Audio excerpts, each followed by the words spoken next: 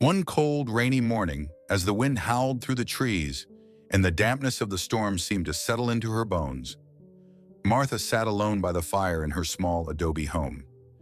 The smell of sage filled the air as she sipped on a cup of herbal tea, her thoughts wandering between memories of her ancestors and the unchanging rhythms of life in the village.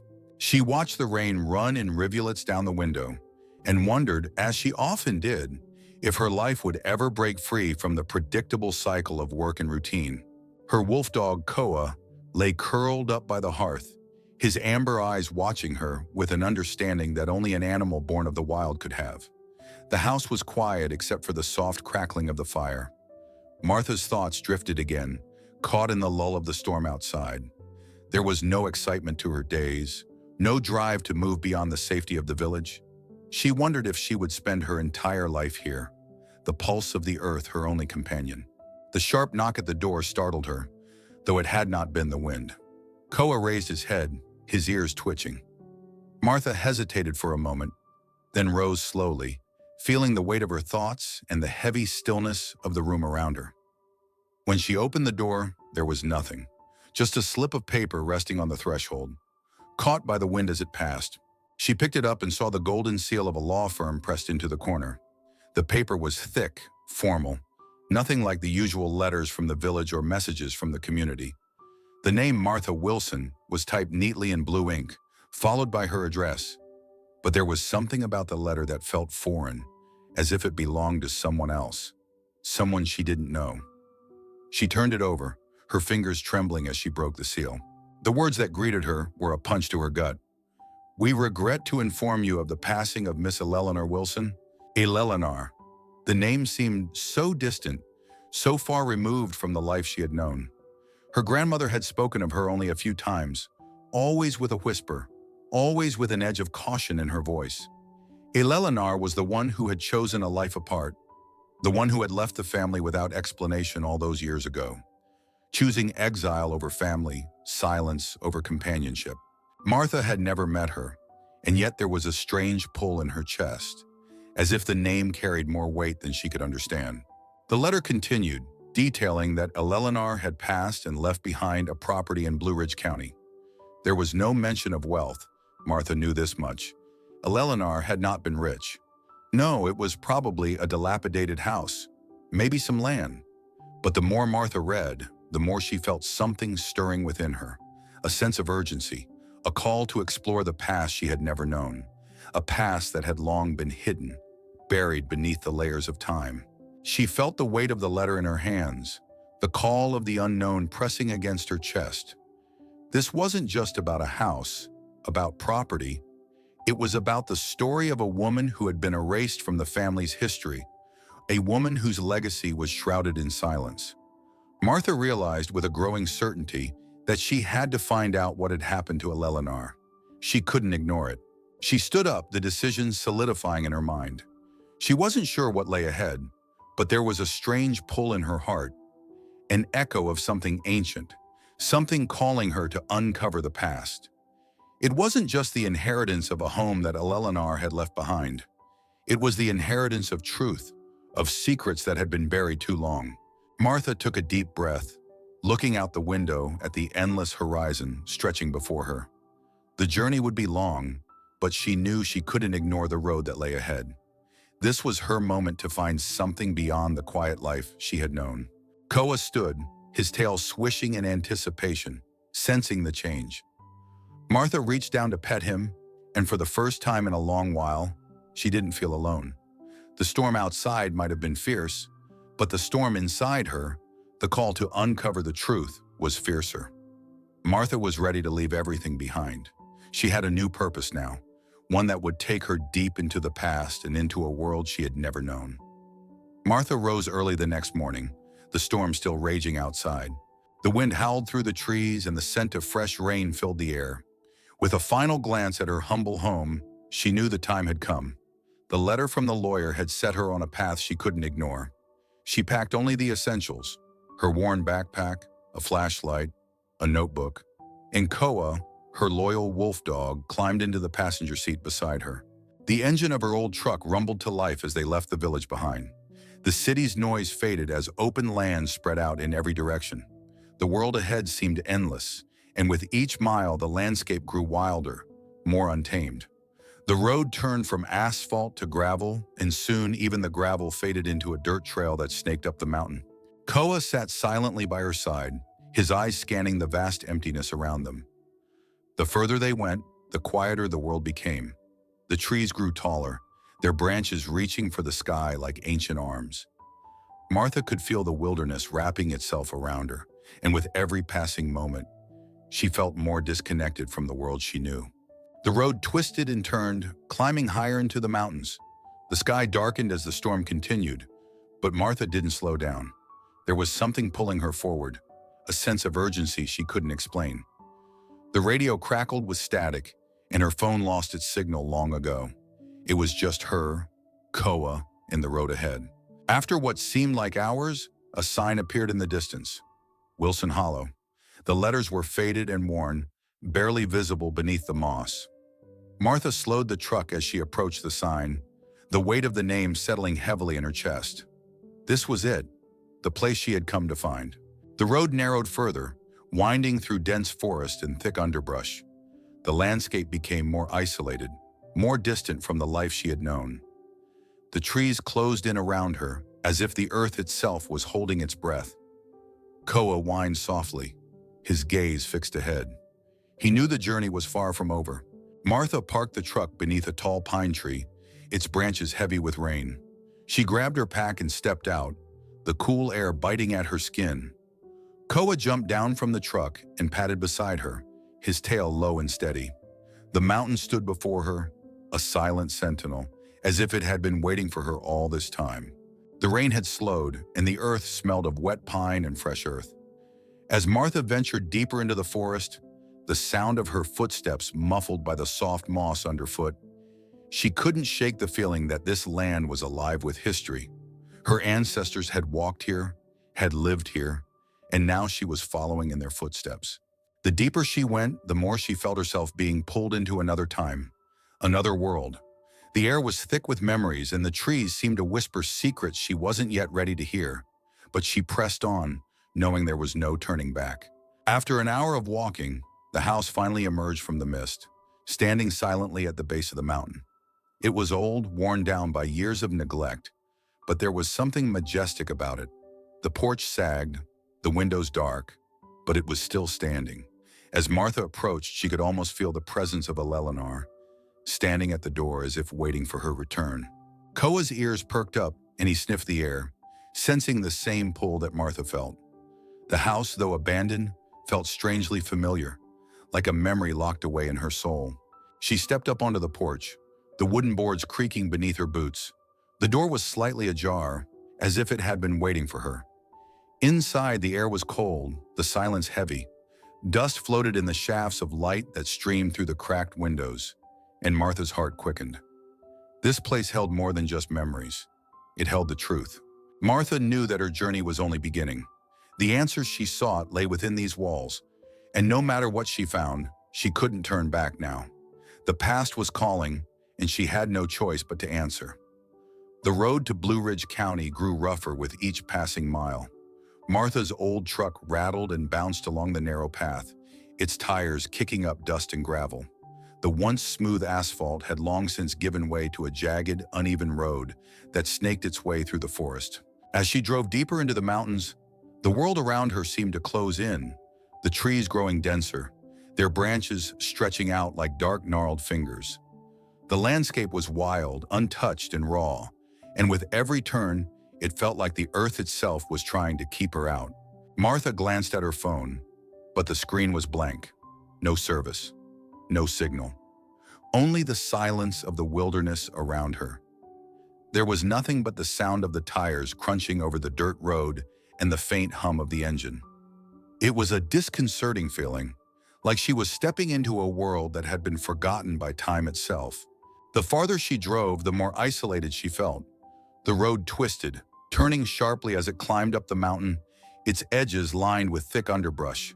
The dense forest seemed to close in around her, and for a moment, Martha wondered if she had made the right choice in coming here. She wasn't sure why this place, This land called to her, but she knew she couldn't turn back now. Eventually, the road became too narrow to continue. Martha stopped the truck beneath a towering pine tree, its branches swaying in the wind. She stepped out of the truck and grabbed her pack, Koa close behind, his paws light on the ground. The air was crisp and fresh, the scent of pine and damp earth heavy in the air. She looked up at the mountain before her, the peak shrouded in mist. There was something both eerie and peaceful about it, a quiet that felt too still, like the land itself was holding its breath. Martha hesitated for a moment, her gaze drifting back toward the truck, then toward the narrow trail that wound deeper into the forest. It was the only path that led forward, and it was marked with a weathered wooden sign, Wilson Hollow. The letters were faded and barely legible, but there was no mistaking it. This was the place. She took a deep breath and set off, Koa padding silently at her side. The trail was rough, a winding path that twisted through the trees and up the mountainside. The forest was thick, the branches overhead blocking out much of the sunlight, leaving the ground below bathed in cool, shadowed light. Every step felt heavy, as if the earth itself was resisting her journey. As she walked deeper into the woods, time seemed to slow. The only sounds were the crunch of her boots on the forest floor and the occasional rustle of Koa's fur as he moved beside her. The air grew colder, the mist thickening as it rolled down the mountainside. Martha could feel the weight of history pressing in around her, the land alive with secrets, with stories waiting to be uncovered. Her heart pounded in her chest, not from fear, but from a strange sense of anticipation. She was close, she could feel it. After nearly an hour of walking, the trail opened up into a small clearing, and there, through the mist, Martha saw it. Elellanar's house. It stood there, looming in the fog, a two-story structure made of weathered wood and stone, leaning slightly against the base of a cliff. The porch sagged beneath the weight of years, and vines crawled up the sides of the house like veins, twisting and climbing in an unnatural, almost sinister fashion. The windows were dark, empty, as if the house had been abandoned long ago, yet it still stood stubborn and strong. Martha froze, her breath catching in her throat. There was something about the house, something that felt both unsettling and familiar. She felt the hairs on the back of her neck stand up, and for a moment, she wondered if she should turn back, but she didn't. Instead, she stepped forward, Koa at her side, his body tense, his senses alert. The closer she got, the more she could feel the pull of the place, the weight of the history embedded in the very walls. It was as if the house had been waiting for her, as if it had been calling to her all along. She reached the steps of the porch, her heart pounding in her chest, and paused for a moment, looking up at the house. The wind howled through the trees, the only sound in the silence that surrounded her. For a brief moment, she imagined Elellanar standing there, waiting for her, just as her grandmother had described. Martha took a step forward, the old wooden boards creaking beneath her feet. The door was slightly ajar, as if it had been waiting for her. She pushed it open, the hinges groaning in protest, and stepped inside. The air inside was cool and heavy, thick with the scent of dust and age. The light from the doorway fell on a wooden table near the hearth, a chair pushed slightly away as if someone had risen not long ago. The house was eerily still, as if frozen in time. Koa stepped inside beside her, his eyes scanning the room, his nose twitching as he sniffed the air. The house felt abandoned, yet strangely alive with the presence of something long gone. The walls were lined with shelves of old books, their spines cracked and worn. A few photographs sat on the mantel, their faces faded and unfamiliar. Martha stood there for a long moment, letting the silence sink in. The house, despite its decay, felt strangely alive, as though it held 1,000 secrets just waiting to be uncovered. This was it, the place where Elellanar had lived, the place that had hidden her family's secrets for so long, and Martha was here to uncover them. Martha stepped into the house, her boots crunching on the dust-covered floorboards. The door creaked shut behind her, and the silence enveloped her like a heavy blanket. The air inside was cool, stale with the weight of time, but it felt strangely familiar, as if the house had been waiting for her return. The dim light from the doorway barely illuminated the room, casting long shadows on the wooden beams and the old furniture that filled the space. Everything was as it had been left, frozen in time. The room was filled with the scent of old wood, paper, and herbs, strange and comforting at the same time. The shelves were lined with books, their pages yellowed with age. Some cracked open as if they had been forgotten mid-read. A coat was draped over the back of a chair, a kettle sat rusting on the stove, and a half-finished meal had been left on a table in the corner.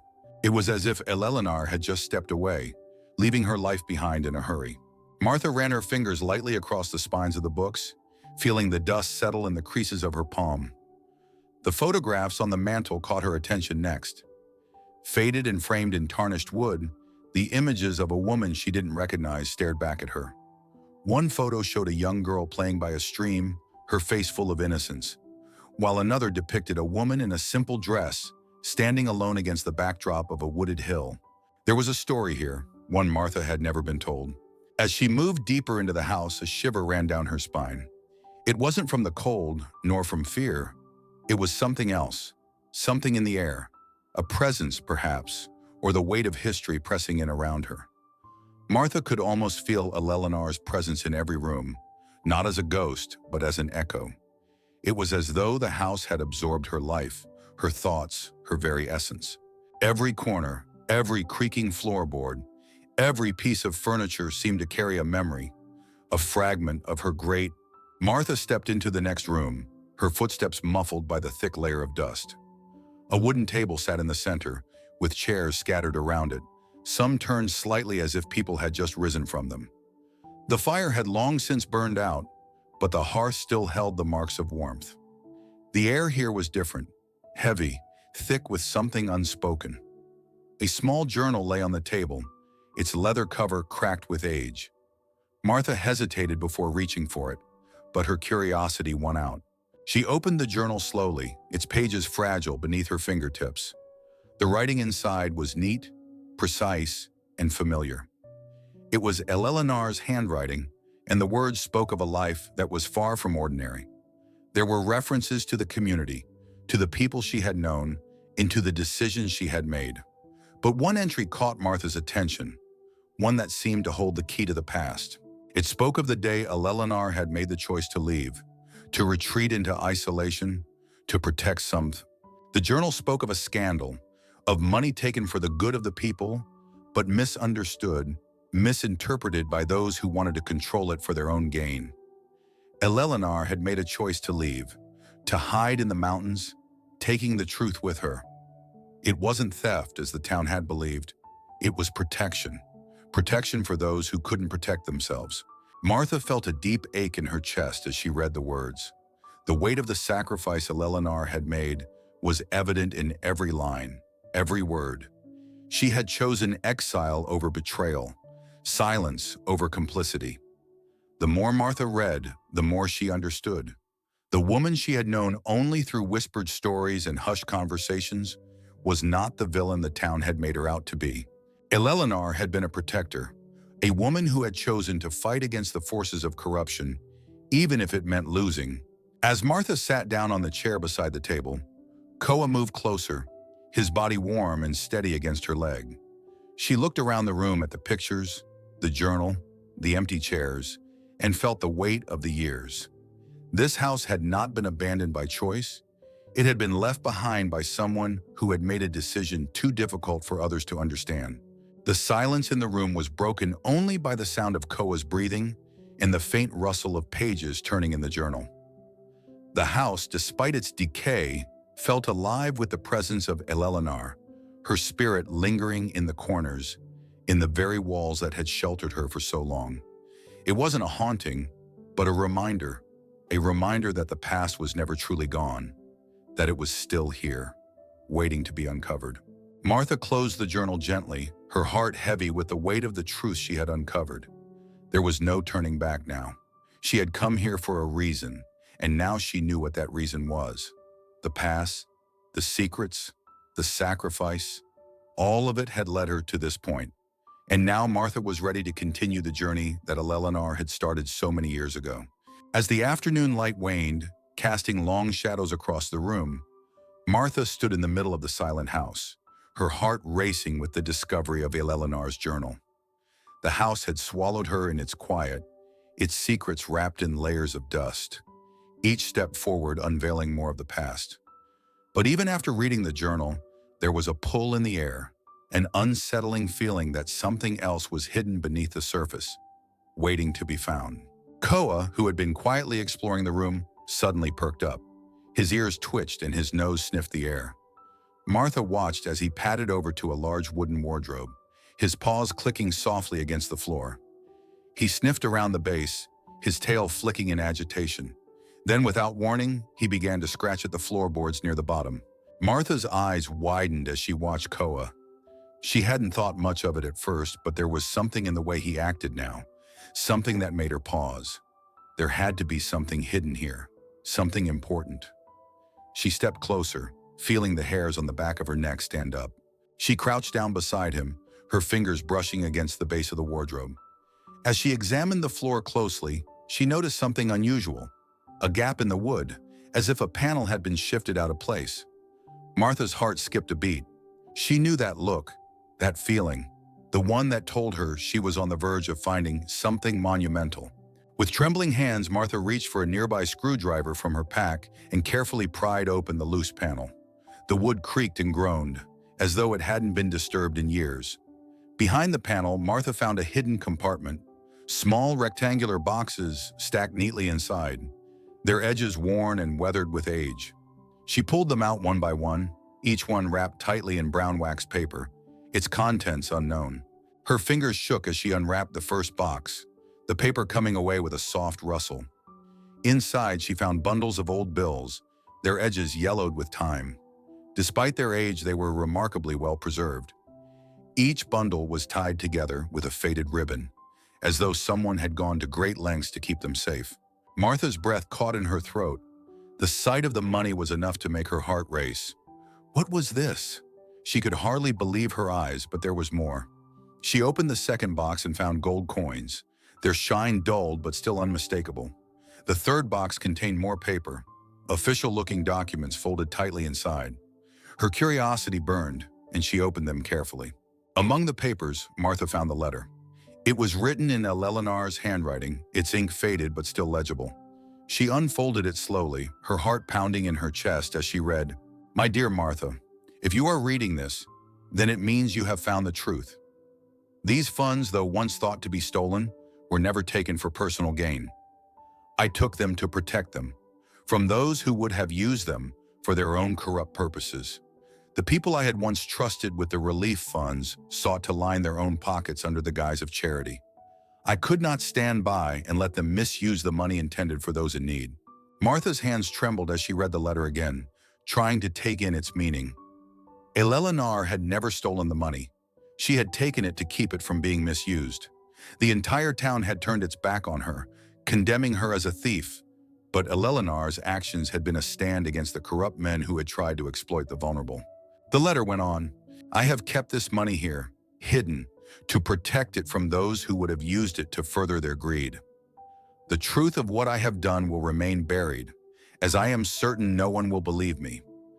But I hope someday that someone in this family will understand what I have sacrificed.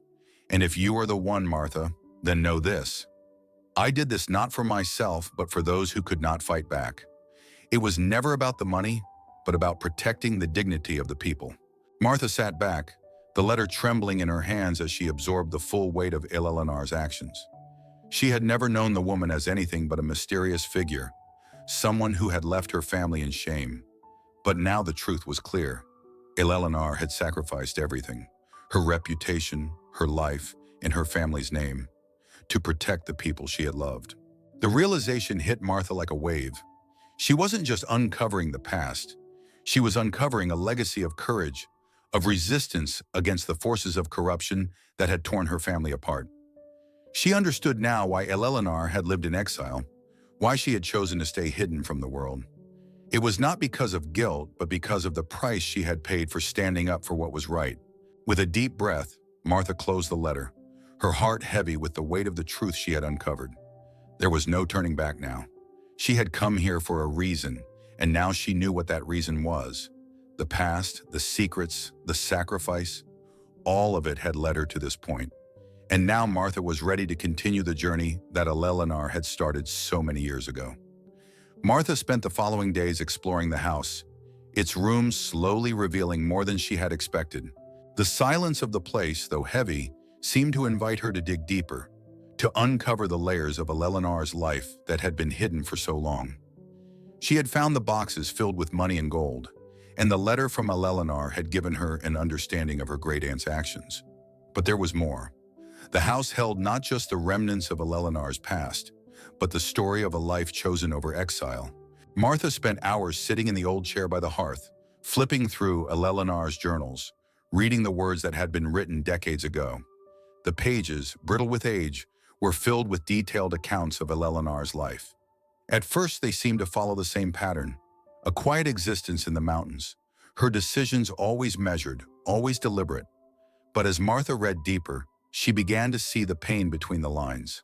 The loneliness Elellanar had endured, the isolation she had chosen. The journal spoke of Elellanar's life before the exile, of a woman who had once been a part of her community, a woman who had been forced to watch as those she had trusted turned their backs on the very people they were meant to protect. The flood had ravaged the land, taking everything with it. But it wasn't just the storm that had destroyed lives. It was the greed, the manipulation, the men who had controlled the relief funds, using it to line their pockets while the people they promised to help went without. Elellanar had been one of the few who saw through the lies, one of the few who had the strength to stand up against the corruption. She didn't want wealth. She didn't want power. All she wanted was to protect the people, the ones who had lost everything in the flood. But those in charge had other plans. When Elellanar confronted them, they offered her a bribe, a way to silence her. But she refused. She couldn't allow herself to be part of their deceit, couldn't let the people suffer because of their greed.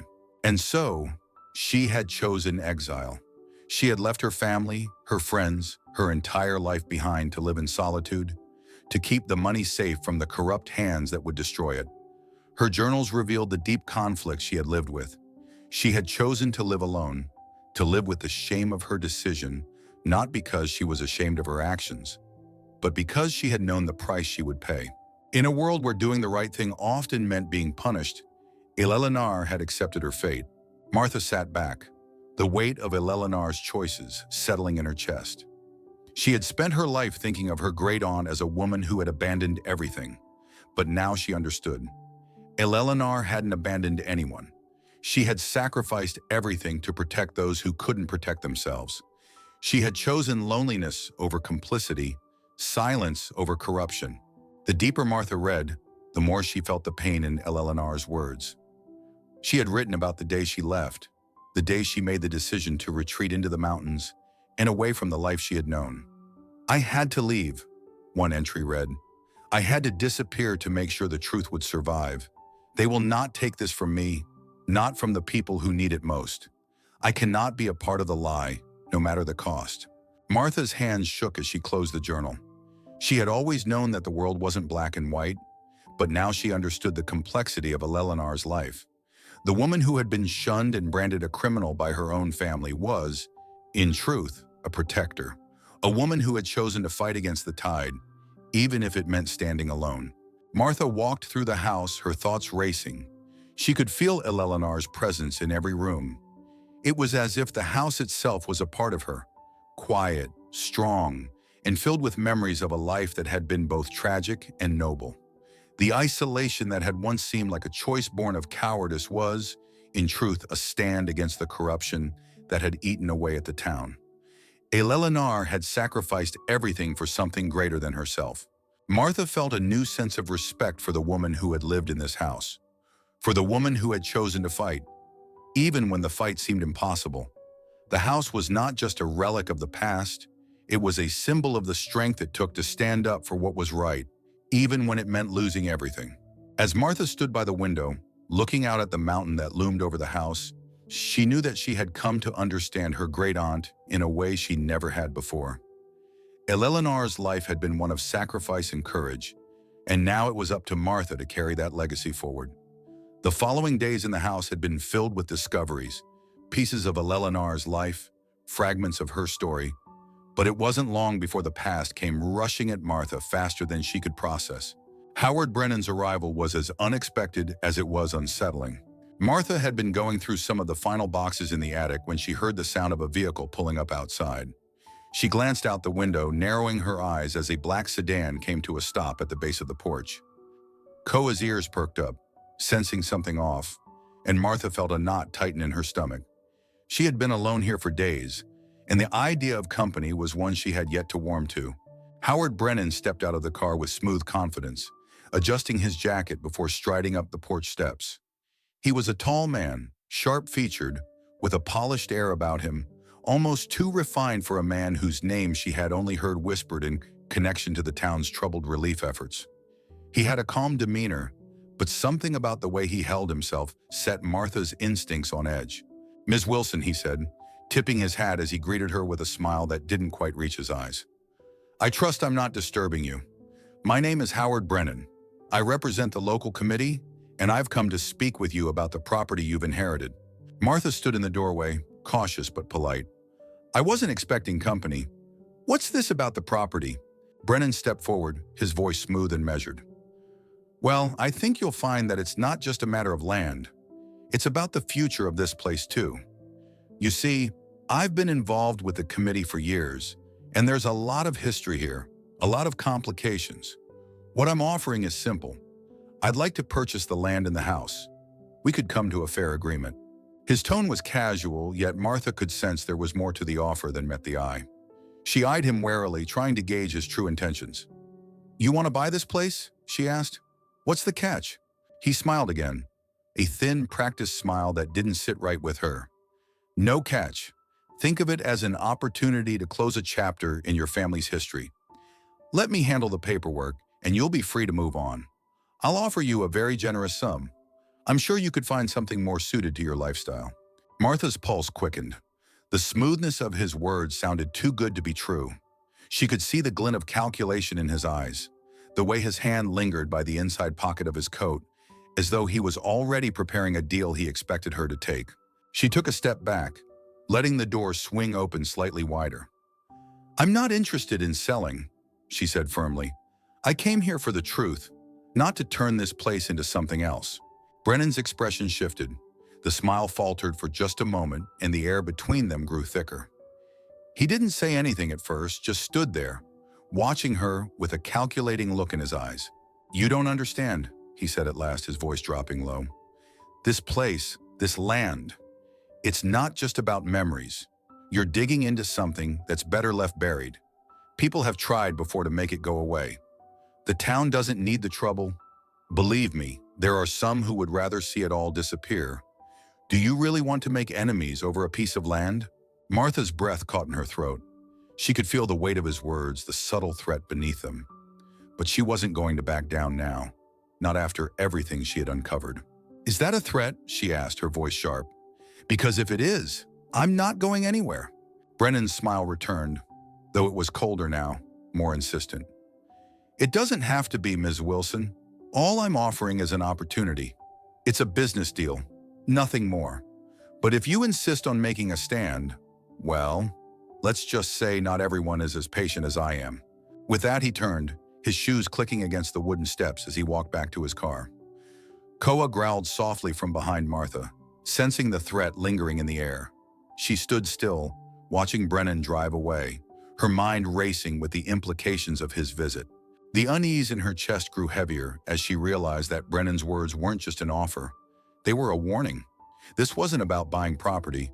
This was about silencing the past, about erasing the history Elellanar had left behind. Martha's instincts had been right. Brennan wasn't interested in what was fair or just. He wanted the secrets of this place buried, and he was willing to do whatever it took to make that happen. Martha took a deep breath, Koa by her side. There was no turning back now. She knew the stakes had just been raised. The truth was no longer just a search for history. It was a fight for what was right, and she was ready to face whatever came next. Martha's resolve to uncover the truth had only grown stronger after her confrontation with Brennan. He may have left with his polite smile, but the weight of his words hung heavily in the air. She wasn't just fighting to understand her family's past. She was fighting to bring justice to a woman who had been wronged and forgotten by everyone, including her own community. The stakes had never been higher, and Martha knew she couldn't walk away now, not when the truth was so close to the surface. Determined to continue her search, Martha reached out to those who had known Elellanar. She had heard the name Margaret before, another person who had been part of Elellanar's life, but someone who had remained in the shadows of history.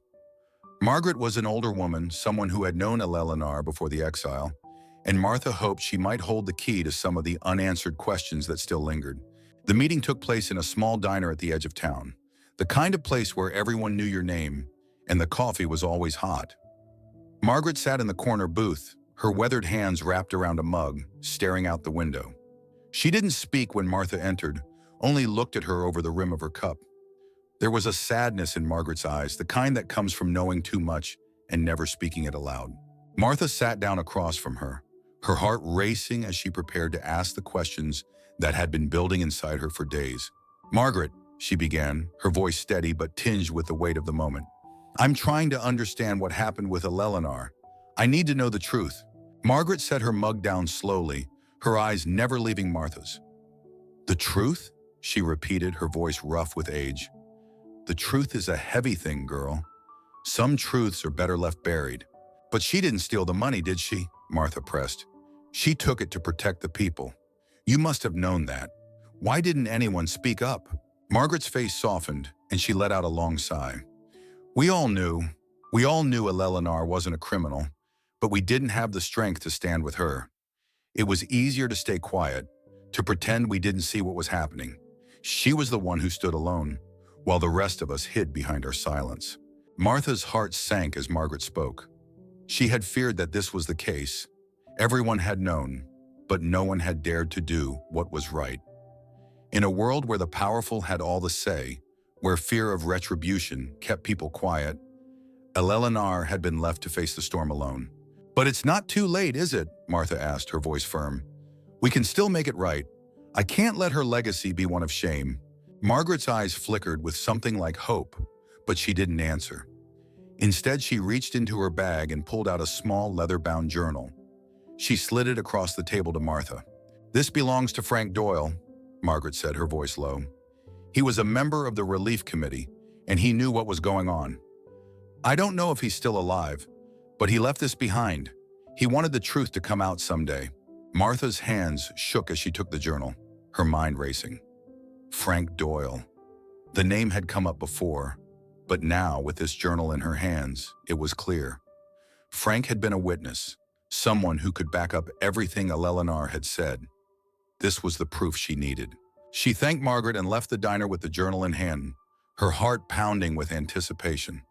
The truth was within reach, and she could feel it in her bones. Later that evening, Martha sat at the kitchen table, flipping through the pages of Frank's journal. His handwriting was neat, precise, but the words spoke of corruption, betrayal, and the quiet resistance of those who had been too afraid to speak out. There were accounts of the relief funds being misappropriated, of the committee members turning a blind eye while people starved, and there, in one entry, was Frank's testimony about Elellanar. "She wasn't stealing. She was trying to save what little we had left. The committee knew what we were doing, but we all turned our backs. She was the only one who refused to be bought. If anyone's guilty, it's us, not her." Martha's hands trembled as she read the words. This was it, the truth she had been searching for. And now, with Frank's journal in hand, she could confront Brennan. He couldn't hide from the truth any longer. The next day, Martha sought him out, determined to make him face the reality of what he had done. The confrontation was inevitable. Brennan had already made his move, and now it was time for Martha to make hers. When Martha arrived at his office, she could feel the tension in the air. He was sitting behind a large desk, his posture casual, but his eyes hard. He knew why she was there. "Martha," he said, his voice smooth, though there was an edge to it, "I see you've come for more than just the land." "I've come for the truth," Martha said, holding up Frank Doyle's journal, "and I'm not leaving without it." Brennan's face tightened as he saw the journal. For a moment, he said nothing, just stared at her as if weighing his options. "I don't think you understand, Martha," he said at last, his voice dropping low. "Some truths are dangerous. You're playing a dangerous game. "I'm not playing," Martha replied, her voice unwavering. "This ends now. The truth will come out, whether you like it or not." The day of the memorial arrived, and with it, the heavy burden of truth that Martha had carried for so long. The small chapel in the center of town had been transformed into a place of reflection and remembrance. But for Martha, it had become something more. It was the setting for the confrontation she had been preparing for. The moment when the truth would finally be revealed. Martha stood near the back of the room, her hands trembling as she clutched Frank Doyle's journal. The pages seemed to burn against her skin, the weight of them pressing down on her like a constant reminder of what was at stake. She had spent days preparing for this moment, organizing the evidence, piecing together the truth. Now it was time to let it all come to light. Brennan stood near the front of the room, his polished demeanor as calm as ever. He spoke with a quiet confidence to the gathered crowd, his voice smooth as he shared his condolences and praised the legacy of those who had passed. But Martha knew the truth. She knew the man standing before her was nothing but a fraud, a man who had used his position to line his pockets and silence those who had stood in his way. Today she would expose him for who he really was. When the time came, Martha stepped forward, her voice steady despite the storm brewing inside her. She took a deep breath and made her way to the front of the room, where Brennan was still speaking. She knew this wasn't going to be easy, but she also knew it was the only way to make sure Elellanar's name was cleared. "Martha," Brennan said, his eyes narrowing as she approached, "I see you've come to disrupt the service. Do you really think now is the time for this?" "I'm not here to disrupt anything," Martha said, her voice rising with a calm authority that silenced the room. "I'm here to speak the truth about Elellanar Wilson, and the truth about you." The room fell silent. Brennan's smile faltered, but he quickly recovered, stepping closer to her. "I don't know what you think you've uncovered, but you're making a mistake. You've heard enough rumors and lies. This is not the place for this." Martha didn't back down. Instead, she held up Frank's journal, the pages visible to everyone in the room. "This is the place for the truth. Elellanar didn't steal the money. She took it to protect the people from you and your committee. You used your position to exploit the vulnerable, to enrich yourselves while the people you promised to help suffered. And now the truth is coming to light." Brennan's face went pale, his eyes darting around the room. The once supportive crowd now stared back at him, some with disbelief, others with anger. Martha could feel the weight of the moment, the tipping point when everything would change. "The truth is here," she continued, her voice steady, "and it's been here all along. Elellanar was not a thief, she was a protector. And now, thanks to Frank Doyle's journal, everyone will know it." Brennan's eyes flickered, and for the first time, Martha saw a crack in his composure. He opened his mouth to speak, but no words came out. The room, which had once been filled with reverence for him, now held a quiet tension. Martha's words hung in the air like a cloud ready to burst. It wasn't just Martha's voice that exposed Brennan. It was the collective voice of a community that had been silenced for too long. One by one, people began to speak out, recalling the events of the past, the lies, the cover-ups. Frank's journal had sparked something inside them, and they could no longer ignore what had happened. Within days, Brennan's involvement in the corruption was investigated. The evidence from Frank's journal, along with the testimonies of those who had stayed silent for so long, painted a damning picture. Brennan and his associates, including his son, were arrested and charged with misappropriating relief funds. The truth, once buried under layers of deceit, had finally come to the surface.